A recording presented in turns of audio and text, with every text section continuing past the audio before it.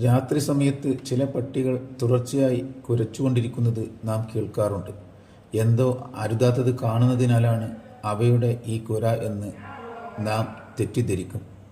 പലപ്പോഴും അവ കുരക്കുന്നത് നിലാവിൽ പ്രത്യക്ഷപ്പെടുന്ന ചില നിഴലുകളെ തെറ്റിദ്ധരിച്ചാകും. ഇതുപോലെ ഇന്ന് ചിലരുണ്ട് ഖുർആൻ സൂക്തങ്ങളെ തെറ്റായി മനസ്സിലാക്കി അവയ്ക്കെതിരെ സാമൂഹ്യ മാധ്യമങ്ങളിൽ കുരച്ചുകൊണ്ടിരിക്കുന്നു.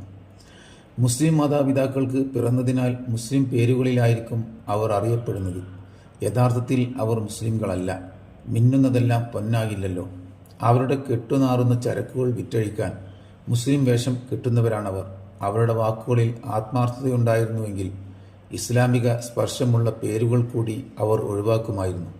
പക്ഷേ അതിനവർ തയ്യാറാകുന്നില്ല. കാരണം നിലനിൽപ്പിന് അത് അത്യാവശ്യമാണ്. അത്തരക്കാരെ പിന്തുണയ്ക്കുന്നവരാകട്ടെ ഇസ്ലാമിനെ അജ്ഞത കൊണ്ട് എതിർക്കുന്നവരും. വാസ്തവത്തിൽ ഇവരുടെ അവസ്ഥ ഉരുൾപൊട്ടലിനെ തടുക്കാൻ ബണ്ട് കെട്ടുന്നവരുടെ അവസ്ഥയാണ്. പണിയെടുക്കുന്നവർക്ക് പണിക്കൂലി കിട്ടുമെന്നല്ലാതെ ഉരുൾപൊട്ടലിനെ തടുക്കാൻ ആ ബണ്ടുകൾക്കാകില്ല.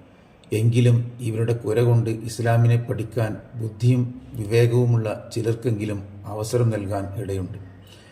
ഈന്തുമരം മറിഞ്ഞു വീഴുമ്പോൾ അതിനടിയിലെ നിധി കാണാൻ ഇടവരുന്ന പോലെ.